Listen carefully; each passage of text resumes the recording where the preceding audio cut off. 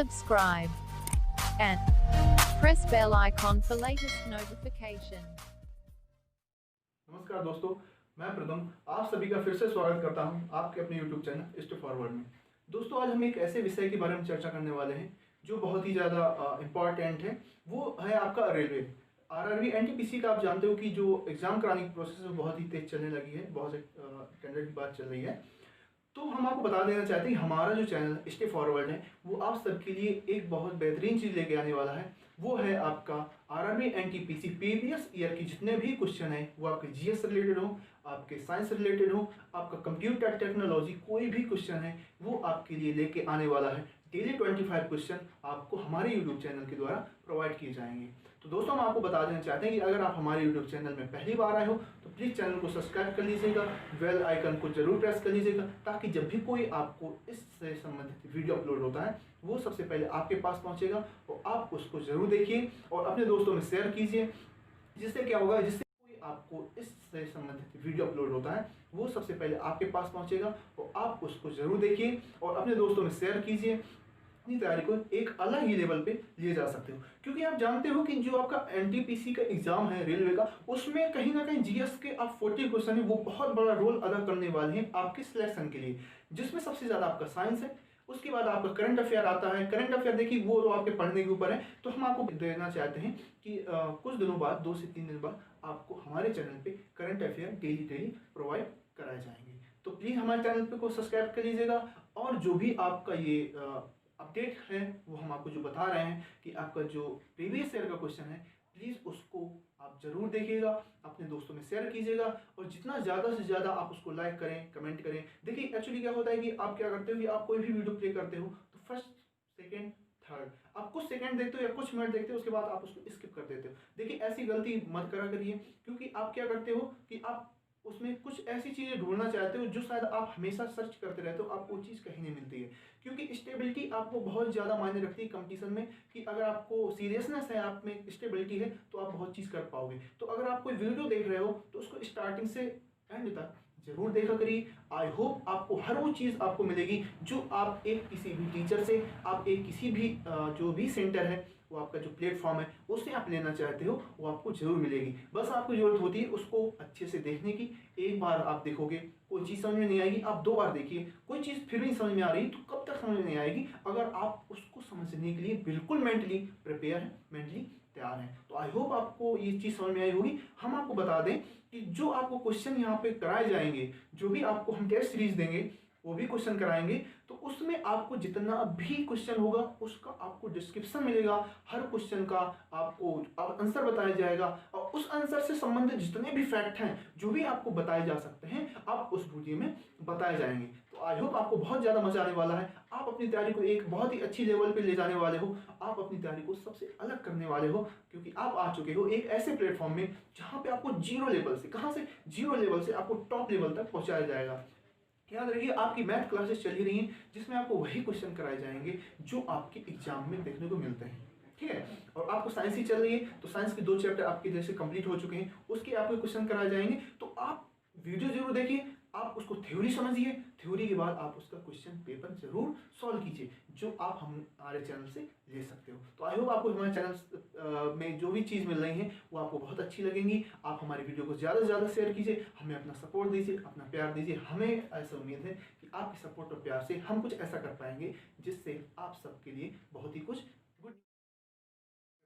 हमारे चैनल को सब्सक्राइब कर लीजिएगा, बेल आइकन प्रेस कर लीजिएगा और अपने दोस्तों में जो भी आपका ग्रुप है जिसमें स्टडी संबंधित ग्रुप है, देखिए ऐसे ग्रुप में मत भेजा करिए, क्योंकि हम चाहते हैं कि जो भी बच्चे आए, जो भी स्टूडेंट आए, हमारे प्यारे दोस्त, हमारे प्यारे साथी, वो पढ़ने वाले हैं और वही इस वीडियो को देखें। क्योंकि क्या होता है कि बाकी लोग आते हैं तो वीडियो देखते हैं, इधर उधर भेजते हैं, उससे कोई फ़र्क नहीं पड़ता। बस ज़रूरी होता है आपको वीडियो पूरा देखें। तो आई होप आपको पसंद आया होगा। तो हम आपको आपके अपने वीडियो पर ले जाते हैं जो हमने बात की है, आपके प्रैक्टिस सेट प्रीवियस सेट के टॉप क्वेश्चन। आज के क्वेश्चन को हमने 2 सीरीज में बांटा है। आज हम 30 क्वेश्चन कराएंगे, इसके जो नेक्स्ट सीरीज आएगी उसमें 20 क्वेश्चन कराएंगे, उसकी जो भी आपकी डेली नेक्स्ट सीरीज आएंगी उसमें हम आपको 25 हर सब्जेक्ट का मिसलिनियस क्वेश्चन आपको उसमें कराया जाएगा। चलिए हम स्टार्ट करते हैं। तो वीडियो को लाइक कर दीजिएगा, कमेंट करके हमें ज़रूर बताइएगा कि कैसा लगा और कोई भी क्वेश्चन में अगर डाउट हो या नहीं समझ में आया तो हमको ज़रूर बताइएगा। यहाँ पे हम आपको हर एक क्वेश्चन का एक्सप्लेनेशन देंगे, उससे संबंधित कुछ और फैक्ट है वो भी हम आपको बताएंगे। चलिए हम स्टार्ट करते हैं पहला क्वेश्चन। अगर हम आप चैनल में पहली बार आए हो तो हमारे चैनल को प्लीज़ सब्सक्राइब कर लीजिएगा। चैनल हमारा स्टेप फॉरवर्ड के नाम से है, ठीक है, किस नाम से? स्टेप फॉरवर्ड के नाम से। चलिए पहला क्वेश्चन आपके सामने ये है, आपको मिलेंगे 5 सेकेंड इसका आंसर देने के लिए, आप खुद में इसको आंसर दे सकते हो। पहला क्वेश्चन है आपका, पृथ्वी पर सबसे ऊंचा पर्वत कौन सा है? इसका आंसर बताइए।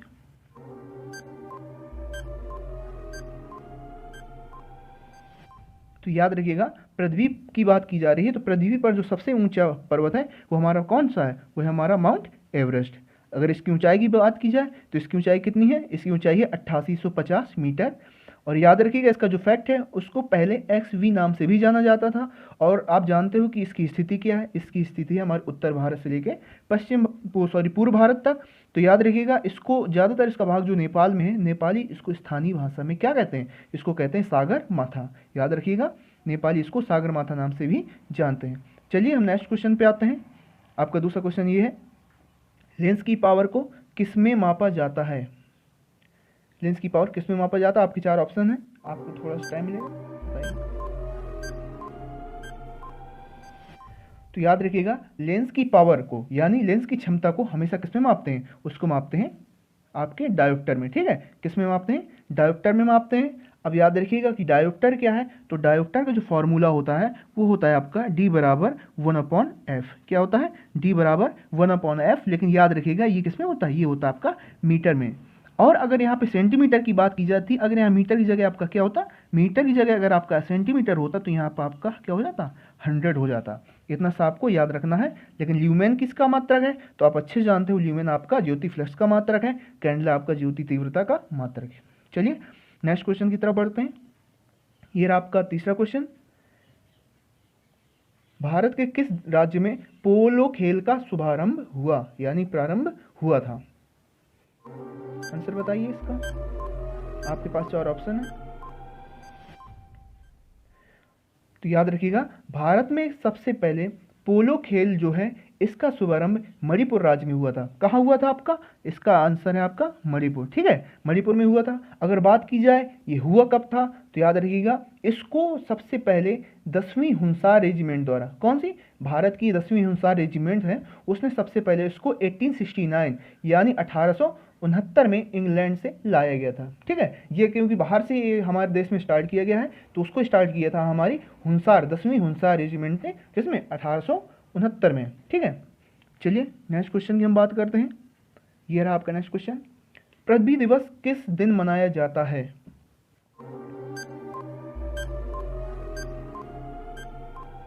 तो याद रखिएगा पृथ्वी दिवस आपका कब मनाया जाता है? वो मनाया जाता है आपका 22 अप्रैल को, ठीक है। अगर हम बात की जाए ये मनाया क्यों जाता है, तो याद रखिएगा ये एक वार्षिक आयोजन है आपका, जो हमारा क्या होता है कि दुनिया भर में जो पर्यावरण संरक्षण की बात की जाती है उसके समर्थन में एक छोटा सा आपका आयोजन होता है जिसको हम क्या कहते हैं? पृथ्वी दिवस। और ये मनाया जाता है आपका 22 दिसंबर। तो याद रखिएगा एक वार्षिक आयोजन है जिसे दुनिया भर में एक पर्यावरण संरक्षण के समर्थन के रूप में इसको मनाया जाता है।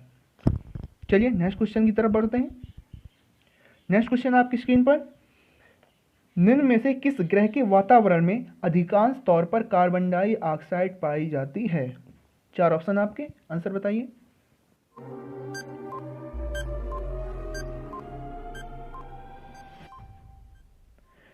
तो याद रखिएगा इसका आंसर जो होगा आपका वो होगा शुक्र ग्रह। क्या होगा?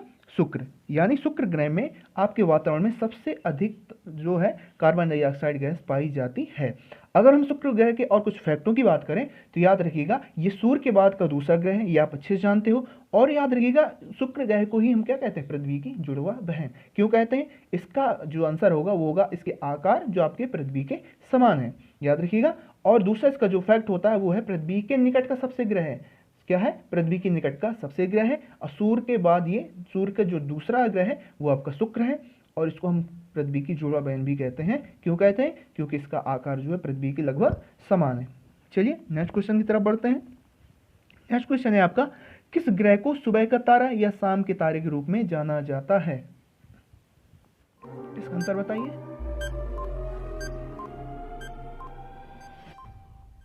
हाँ, याद रखिएगा इसका आंसर भी आपका क्या होगा, इसका आंसर भी आपका शुक्र है। यानी शुक्र ग्रह को हम सुबह का तारा या शाम का तारा कहा जाता है, या इसको हम कहते हैं। ऐसा क्यों कहते हैं, तो याद रखिएगा ये क्या होता है कि सूर्य के निकलने के पहले और सूर्यास्त जब आपका हो जाता है, जब सूर्य आपका डूब जाता है उसके बाद भी ये थोड़ा दिखता रहता है। ऐसा क्यों, क्योंकि इसकी चमक थोड़ी बहुत अधिक होती है, इसी वजह से हम शुक्र को सुबह का तारा या शाम के तारे के रूप में जाना जाता है। और याद रखिएगा इसको हम जुड़वा बहन भी कहते हैं। शुक्र पृथ्वी के पास का सबसे पास का ग्रह है। चलिए नेक्स्ट क्वेश्चन की ओर बढ़ते हैं। ये रहा आपका 7वां क्वेश्चन आपकी स्क्रीन पर। स्मोग एक प्रकार का याद रखिएगा वह प्रदूषक नहीं, यहाँ पे क्या है, वायु प्रदूषक है जो धूल और हवा में धुंध का मिश्रण होता है, उसे क्या कहते हैं। आपके पास 4 ऑप्शन है, आप इसको आंसर बताइए। तो हम आपको बता देते हैं कि स्मोग क्या है। एक्चुअली जो स्मोग है ये क्या होता है, ये होता है धूल और कोहरा। कोहरा को हम बोल सकते हैं जलवाष्प, है ना, पानी जो वायु के साथ मिल जाता है उसको हम कहते हैं जलवाष्प। इन दोनों का एक मिश्रण होता है जिसको हम अपनी भाषा में बोल सकते हैं प्रकाश रासायनिक, है ना, क्या बोल सकते हैं, प्रकाश रासायनिक। तो ये क्या करता है, ये ओजोन परत को क्षय करता है। किसको करता है, ओजोन परत को क्षय पहुंचाता है, इसलिए इसको हम कहते हैं डिप्लीटिंग ओजोन। क्या कहते हैं, इसको हम कहते हैं डिप्लीटिंग ओजोन। देखिए वीडियो को लाइक करते जाइएगा, शेयर कर दीजिएगा, और आप परेशान मत होइएगा। इसके जितने भी क्वेश्चन हमने आपको कराए हैं ये कराएंगे, इसकी PDF आपको टेलीग्राम में मिल जाएगी, और टेलीग्राम का लिंक है आपको डिस्क्रिप्शन में मिल जाएगा। चलिए नेक्स्ट क्वेश्चन की ओर बढ़ते हैं। 8वां नंबर, ये रहा आपकी स्क्रीन पर। सबसे लंबे समय तक भारतीय राष्ट्रीय कांग्रेस के मुस्लिम अध्यक्ष कौन रहे थे। आंसर आपको इसको बताइए। याद रखिए इसमें क्वेश्चन की बात क्या की जा रही, बात की जा रही है मुस्लिम अध्यक्ष, ठीक है। कांग्रेस के मुस्लिम अध्यक्ष सबसे अधिक समय तक कौन रहे, इसका आंसर क्या होगा। तो याद रखिएगा इसका आंसर जो होगा वो होगा आपका मौलाना अब्दुल कलाम आज़ाद। आंसर याद रखिएगा क्या है, मौलाना अब्दुल कलाम आज़ाद। अगर हम इसके और फैक्ट की बात करें, ये कब बने थे, तो याद रखिएगा वर्ष 1923 में। कब, 1923 में ये हमारे कांग्रेस के सबसे कम उम्र के प्रेसिडेंट बने थे, ठीक है। और ये भारतीय राष्ट्रीय कांग्रेस जो है उसके मुस्लिम अध्यक्ष सबसे अधिक समय तक रहे थे, 1923 में बने थे। और आपको एक फैक्ट और याद रखना होगा कि भारत के प्रथम शिक्षा मंत्री भी थे। कौन थे, प्रथम शिक्षा मंत्री मौलाना अब्दुल कलाम आज़ाद। चलिए हम नेक्स्ट क्वेश्चन की ओर बढ़ते हैं। क्वेश्चन 9 आपकी स्क्रीन पर है। अधिक ऊंचाई की उड़ान पर विमान के अंदर का दाब क्या होता है। जब आपको विमान ऊंचाई पे होता है बहुत अधिक, तो उसके प्लेन के अंदर जो दाब होता है वो क्या होता है। आपके 4 ऑप्शन है, आपको मिलते हैं 5 सेकंड।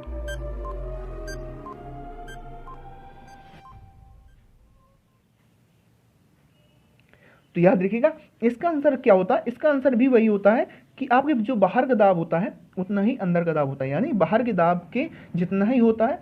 क्यों होता है, क्योंकि उसको वायु पंप के द्वारा कायम रखा जाता है। क्या रखता है, वायु पंप के द्वारा उसको बैलेंस रखा जाता है कि आपका जो बाहर का वायुमंडल का दाब है और प्लेन के अंदर का दाब वो हमेशा इक्वल है। चलिए नेक्स्ट क्वेश्चन की ओर बढ़ते हैं। आपके नेक्स्ट क्वेश्चन है आपका कि दक्कन के पठार की प्रमुख फसल क्या है। आपके पास 4 ऑप्शन है, आपको मिलते हैं इसके 5 सेकंड। आपको इसका जवाब खुद ही ढूंढना, अपने आप को आंसर इसका करना है।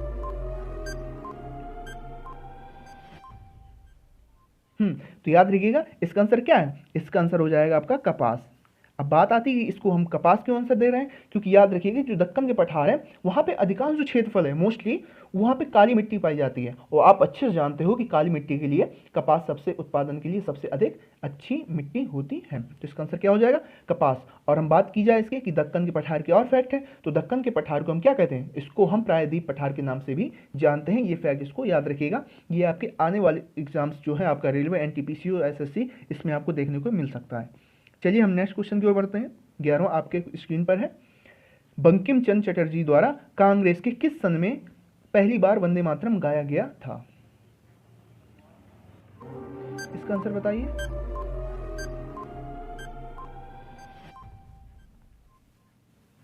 तो याद रखिएगा इसका आंसर क्या होगा, इसका आंसर होगा आपका 1896, ठीक है। यानी 1896 को बंकिम चंद्र चटर्जी द्वारा कांग्रेस के 1896 सत्र में पहली बार वंदे मातरम गाया गया था।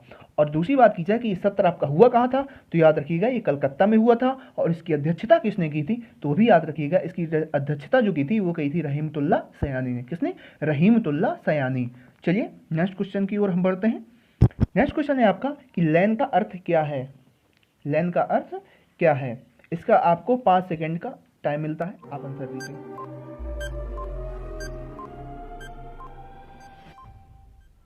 ठीक है। चलिए इसका आंसर क्या होगा, इसका आंसर होगा आपका लोकल एरिया नेटवर्क। आपको पता है लैन मैन वैन 3 हुआ करते हैं, ठीक है। तो इसका लैन का अर्थ क्या है, लोकल एरिया नेटवर्क। अगर इसकी हम बात की जाए कि ये लोकल एरिया नेटवर्क क्या है, तो जो भी आपका नेटवर्क, घर हो, कार्यालय हो आपका, और स्कूल जैसे छोटे मोटे जो भवन होते हैं, समूह हुआ करता है, उनमें ये जो डाटा ट्रांसफर की जो प्रोसेस होती है वो इसी के द्वारा की जाती है। किसके द्वारा, लैन के द्वारा। चलिए नेक्स्ट क्वेश्चन की ओर बढ़ते हैं। अगर आपको वीडियो पसंद आ रहा हो तो कृपया लाइक कर दीजिएगा, शेयर जरूर करिएगा और हमें कमेंट करके बताइएगा। नेक्स्ट क्वेश्चन है आपके स्क्रीन पर कि भारत के किस राज्य में चांदी प्रचुर मात्रा में पाई जाती है। आप इसका आंसर दीजिए।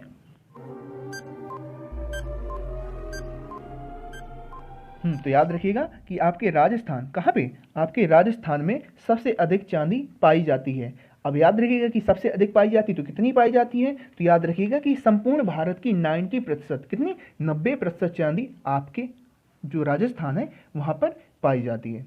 चलिए हम नेक्स्ट क्वेश्चन की ओर बढ़ते हैं। कार्ल मार्क्स के अनुसार धर्म क्या है।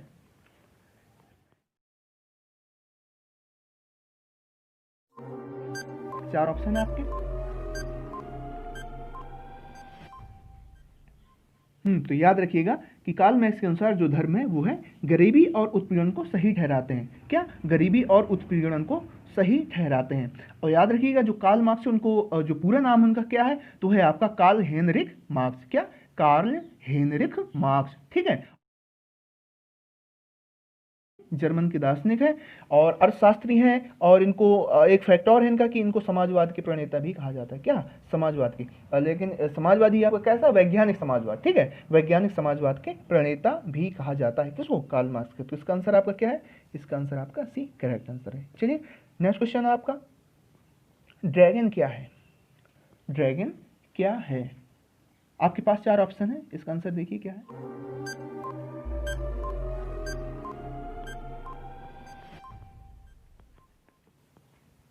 हाँ, तो याद रखिएगा जो आपका ड्रैगन है वो आपका क्या है, एक कॉमर्शियल अंतरिक्ष यान है जो इंटरनेशनल स्पेस स्टेशनों को कार्गो की आपूर्ति करता है। किसकी आपूर्ति करता है, कार्गो की। आपका बी आंसर, बी ऑप्शन आपका सही हो जाएगा। अब बात की जाती है कि ये जो ड्रैगन है उसको बनाया किसने है, तो याद रखिएगा इसको एक स्पेस एक्स, किसने, स्पेस एक्स, ठीक है, याद रखिएगा किसने, स्पेस एक्स नामक एक प्राइवेट कंपनी है उसने बनाया था, ठीक है। इसका आंसर याद रखिएगा। चलिए हम नेक्स्ट क्वेश्चन की ओर बढ़ते हैं। किस ग्रह को लाल ग्रह कहा जाता है, किस ग्रह को लाल ग्रह भी कहा जाता है। ये बहुत आसान क्वेश्चन है, इसका आंसर दीजिए। बिल्कुल सही, इसका आंसर क्या है, इसका आंसर है आपका मंगल, ठीक है। मंगल ग्रह को आपको लाल ग्रह भी कहा जाता है। ऐसा क्यों, क्योंकि इसकी जो मिट्टी है वो हल्की रेड कलर की है और पृथ्वी से भी ये एक्चुअली हल्का सा रेड कलर का दिखाई देता है, ठीक है। और इसका जो सबसे इंपॉर्टेंट फैक्ट है, हम कह सकते हैं कि ये बहुत आपने पढ़ा हो या नहीं पढ़ा हो, लेकिन याद रखिएगा इसको कि जो आपका सौर मंडल का सबसे ऊंचा पर्वत है ना, सौर मंडल का सबसे ऊंचा पर्वत, जिसको हम क्या कहते हैं, जिसको हम कहते हैं ओलंपस मोन्स। क्या कहते हैं, ओलंपस मोन्स, ये आपके मंगल ग्रह पर ही स्थित है, ठीक है। ये याद रखिएगा, ये बहुत इंपॉर्टेंट क्वेश्चन है। चलिए हम नेक्स्ट बढ़ते हैं। 17वां नंबर, ये आपकी स्क्रीन पर है कि निम्नलिखित में से कौन सा बीजापुर के सुल्तान मोहम्मद आदिल शाह की समाधि है। ये हिस्ट्री क्वेश्चन है, इसका आंसर आप दीजिए।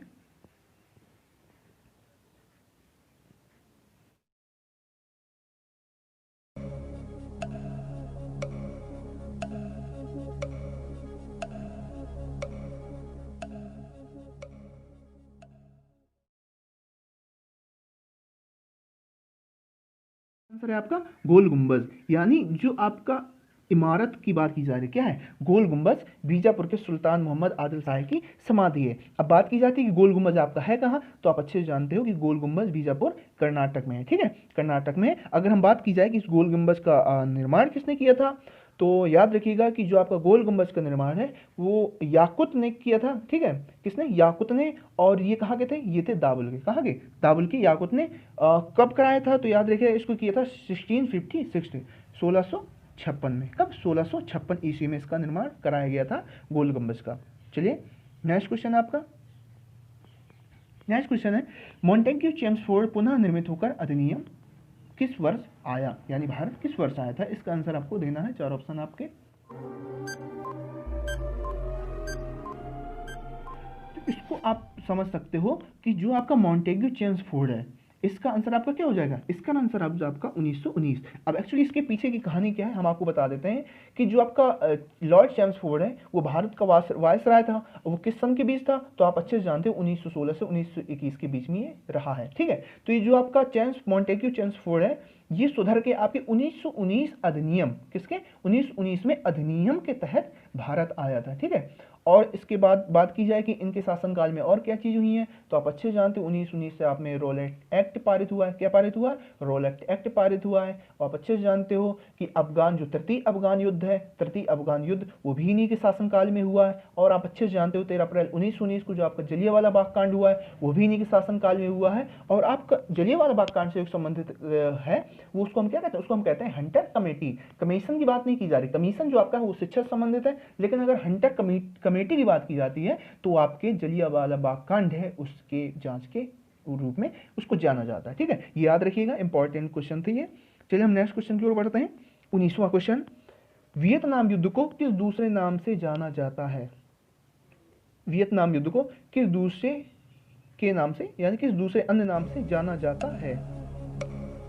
आपके पास 5 सेकेंड इसका आंसर दीजिए।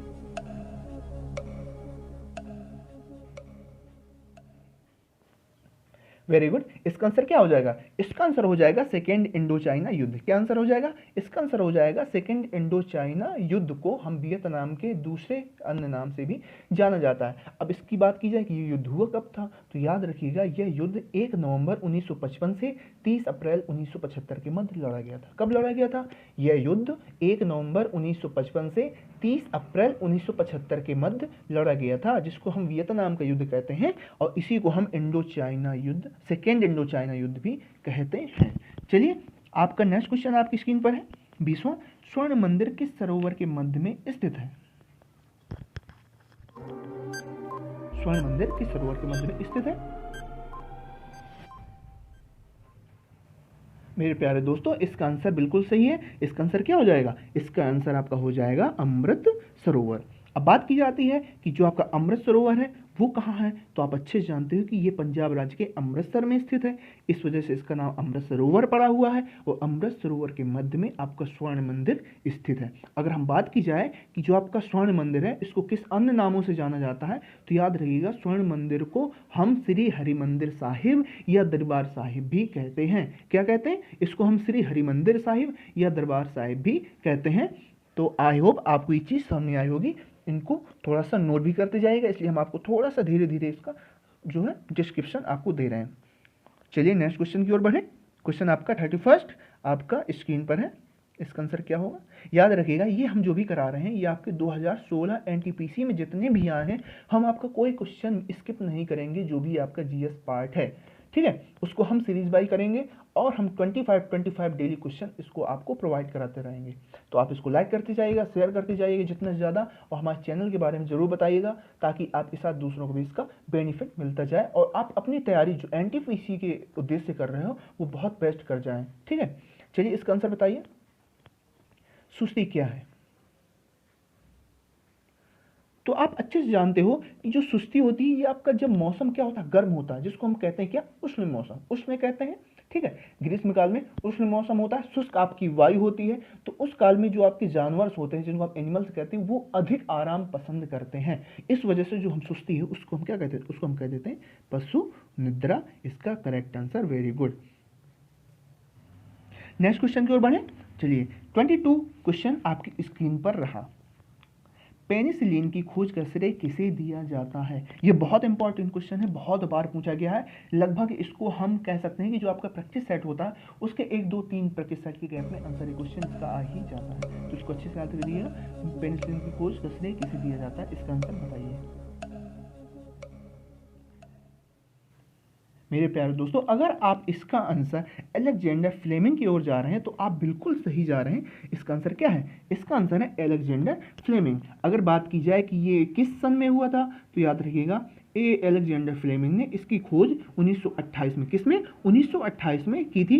अगर बात की जाए ये किस देश के हैं तो ये स्कॉट देश के, कहाँ के, स्कॉट, इनको हम कहते हैं स्कॉटिक वैज्ञानिक, ठीक है, स्कॉटिश वैज्ञानिक कहा जाता है। वहाँ पर अच्छे से याद रखिएगा इसी पेनिसिलिन की खोज की वजह से इनको नोबेल पुरस्कार भी मिल चुका है। क्या मिल चुका है, नोबेल पुरस्कार, क्या नोबेल पुरस्कार भी मिल चुका है। अगर हम बात की जाए कि क्या एक्चुअली पेनिसिलिन एक दवा है, तो नहीं, ये एक एंटीबायोटिक का समूह है। क्या है ये? एंटीबायोटिक का एक समूह है, जिसको हम क्या कहते हैं, जो एंटीबायोटिक है इसका, जो हमारी पेनिसिलिन है ये जो बनती है, ये बनती है आपकी पेनिसिलियम। किससे बनती है? पेनिसिलियम फंगी, यानी एक ये कवक का नाम है जिससे आपकी पेनिसिलिन दवा आपकी बनती है। ठीक है, चलिए नेक्स्ट क्वेश्चन की ओर बढ़े। चलिए नेक्स्ट क्वेश्चन आपकी स्क्रीन पर ये रहा। आइंस्टीन का विशेष सापेक्षता का सिद्धांत, जिसको हम कहते हैं थ्योरी ऑफ स्पेशल रिलेटिविटी, सबसे पहले किस साल में प्रस्तावित किया गया था? ये आपका साइंस क्वेश्चन है, जल्दी से इसका आंसर बताइए।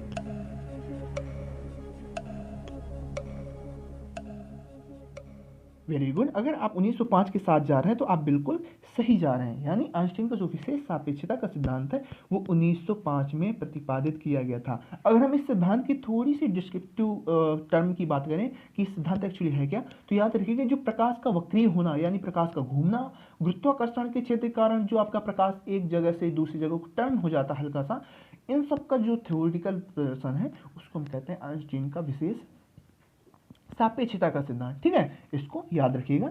नेक्स्ट क्वेश्चन की ओर बढ़े। चलिए नेक्स्ट क्वेश्चन आपकी स्क्रीन पर ये रहा। लाइफ ऑफ माई टर्म्स किसकी आत्मकथा है? लाइफ ऑफ माई टर्म्स किसकी आत्मकथा है? 4 ऑप्शन आपके पास, इसका आंसर दीजिए।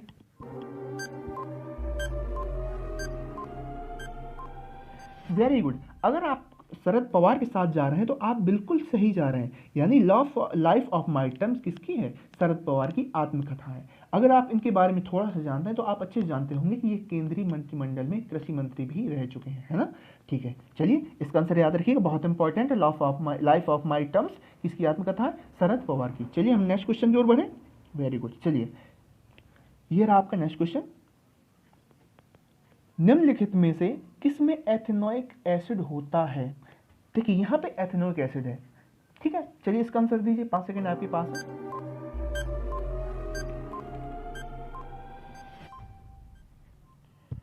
Very good. अगर आप अच्छे जानते हैं क्या कि आप अच्छे जाने एथेनोइक एसिड का अगर फॉर्मूला आप समझ गए, एथेनोइक एसिड का दोस्तों फॉर्मूला आपका होता है CH3COOH। क्या होता है? इसका फॉर्मूला होता है CH3COOH। अब आपकी थोड़ी सी पिक्चर क्लियर हुई होगी कि भाई ये तो हमारा एसिटिक अम्ल है। यस यस, बिल्कुल आप सही जा रहे हो कि एसिटिक अम्ल का ही दूसरा नाम एथेनोइक एसिड होता है। और आप अच्छे जानते हो कि जो सफ़ेद सिरका होता है उसमें एसिटिक अम्ल ही तो पाया जाता है। तो इसका आंसर आपका क्या हो जाएगा? इसका आंसर हो जाएगा आपका सफ़ेद सिरका। चलिए नेक्स्ट क्वेश्चन की ओर बढ़े।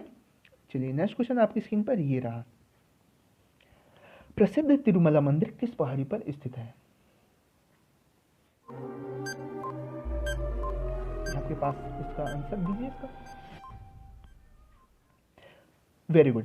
अगर आप जा रहे हैं वेंकटाद्री पहाड़ियों के साथ तो आप बिल्कुल सही जा रहे हैं कि आपका जो प्रसिद्ध तिरुमला मंदिर है वेंकटाद्री मंदिर पहाड़ियों पर स्थित है। अगर बात की जाए ये पहाड़ियाँ कहाँ पर हैं, तो याद रखिएगा वेंकटाद्री पहाड़ियाँ आपके आंध्र प्रदेश में हैं, आंध्र प्रदेश के चित्तूर जिले में है। कहाँ पे? आंध्र प्रदेश के चित्तूर जिले में है।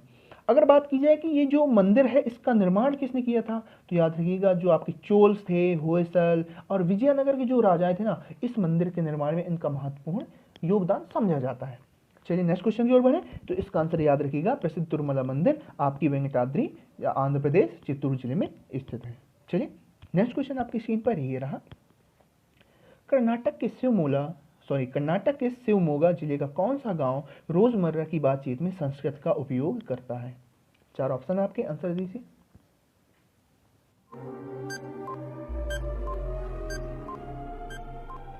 जी हाँ, मत्तूर। क्या? मत्तूर आपका एक ऐसा गांव है जो सामान्य बातचीत में भी आप संस्कृत का उपयोग करता है। वेरी गुड, आपका इसका सही आंसर है। ठीक है, आंसर इसका याद रखिए। चलिए नेक्स्ट क्वेश्चन की ओर बढ़े। ठीक है, नेक्स्ट क्वेश्चन आपकी स्क्रीन पर ये रहा। रोशनी के लिए साधारण बल्ब की जगह LED और CFL का प्रयोग क्यों किया जाता है? यानी जो साधारण बल्ब होता है आपका, उसकी जगह हम LED और CFL का प्रयोग क्यों करते हैं? आपके पास 4 ऑप्शन है, इसका आंसर दीजिए क्या होगा। वेरी गुड, क्या आंसर होगा इसका? ऊर्जा क्षमता। आप अच्छे जानते हो कि जो आपका साधारण बल्ब होता है ना, तो वो क्या करता है, वो आपके जो रोशनी है उसका लगभग 98 से 99% जो आपका जो एनर्जी होता है उसको हीट के रूप में क्या करता है, वेस्ट करता है। इससे उसकी हीट बहुत ज़्यादा निकलती है, लेकिन लाइट उस रेशियो में नहीं निकलती। लेकिन जो आपका एलईडी होता है, सीएफएल होता है, वो उसका लगभग 6%, ये आप मान सकते हो आपका एवरेज, वो आपका क्या करता है, हीट में करता है। बाकी आपका जो 94% है वो आपका क्या करता है, वो आपके लाइट में कन्वर्ट करता है। इसलिए ये क्या है, ऊर्जा क्षमता की वजह से हम एलईडी और सीएफएल का प्रयोग करते हैं। चलिए नेक्स्ट क्वेश्चन है आपका, बृहदेश्वर मंदिर किस प्रकार की सामग्री से बनाया गया था? बृहदेश्वर मंदिर किस प्रकार की सामग्री से बनाया गया था? 4 ऑप्शन आपको।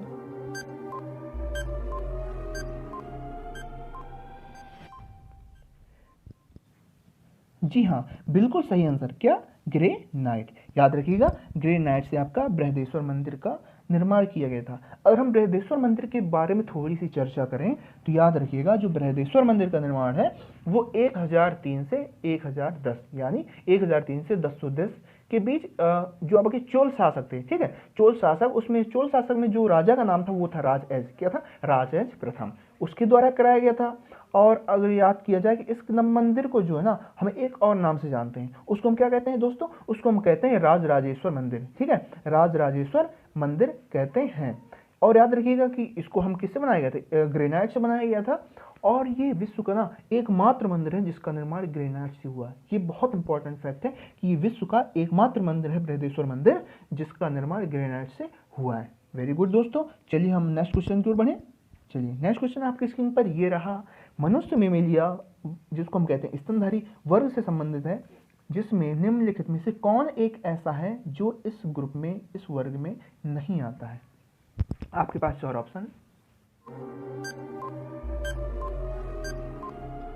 वेरी गुड, क्या आंसर है, छिपकली। यानी छिपकली मैमल्स में नहीं आती। चूहा आपका मैमल्स में आता है स्तनधारी में, बिल्ली आपका मैमल्स में आती है स्तनधारी, जो आपका पिग यानी सुअर वो भी आपका किस में आता है, वो मैमल्स में आता है। लेकिन जो छिपकली होती है वो छिपकली भाई किस में आती है, तो आप अच्छे जानते हो छिपकली आपकी किस में आती है, वो आती है आपकी सरीसृप, जिसको हम क्या कहते हैं, रेप्टाइल्स, जिसमें आपका छिपकली हो गया, घड़ियाल हो गया, क्रोकोडाइल्स वगैरह हो गए, ये किस में आते हैं, ये रेप्टाइल्स है, ये क्या है, सरीसृप है, ठीक है। तो याद रखिएगा छिपकली आपका इसका करेक्ट आंसर रहेगा। चलिए नेक्स्ट क्वेश्चन, सॉरी आपका जो आपका क्वेश्चन था वो यहीं पर आप खत्म होते हैं। 30 क्वेश्चन जो हमने आपका टारगेट रखा था। तो दोस्तों अगर आपको वीडियो पसंद आया हो तो जरूर लाइक कीजिएगा। अगर आप ये जो भी आपने क्वेश्चन देखे इसकी पीडीएफ आपको लेनी है तो आप जल्दी से जाइए अभी और अभी स्टेप फॉरवर्ड आपका टेलीग्राम चैनल है जहाँ पे आपको इसकी पीडीएफ प्रोवाइड कर दी जाएगी। तो जल्दी जाके इसको सब्सक्राइब कर लीजिए, इसको आप ज्वाइन कर लीजिए और वहाँ पे आप इसको पीडीएफ को डाउनलोड कर लीजिए। वहाँ पे आपको हर एक पीडीएफ आपको उपलब्ध कराई जाएगी।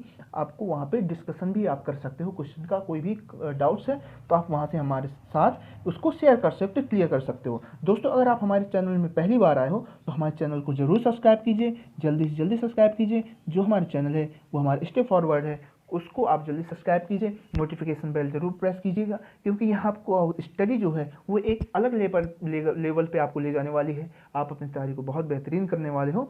तो आई होप आपको वीडियो पसंद आया होगा। अगर पसंद आया है तो हमको कमेंट कीजिए, जो क्वेश्चन आपको एक्स्ट्रा पूछने हैं या आप जो चाहते हो कि किस सब्जेक्ट के क्वेश्चन हम ऐड करें, किस सब्जेक्ट के और एक्स्ट्रा क्वेश्चनों को हम इसमें जोड़ना चाहिए या उनको हम और ज़्यादा एक्सप्लेन कर पाएँ, तो आप हमको कमेंट में बताइएगा। हमारे वीडियो को लाइक कीजिए, शेयर कीजिए, चैनल को सब्सक्राइब कीजिए। आप अपने दोस्तों को चैनल के बारे में बताइए। आपका सिर्फ इतना काम है कि आप हमारे चैनल को थोड़ा सा दूसरों के बारे में बताएं क्योंकि इससे हमको थोड़ा सा मोटिवेशन मिलता है और हम इसको थोड़ा सा और बेहतर कर पाते हैं, जिससे हम आपके लिए कुछ अच्छी चीज़ों को, क्वेश्चनों का और अच्छा कलेक्शन लाएं, अच्छा कवरेज लाएं, जिससे हम आप सबकी तैयारी को बहुत बेहतरीन कर पाएं।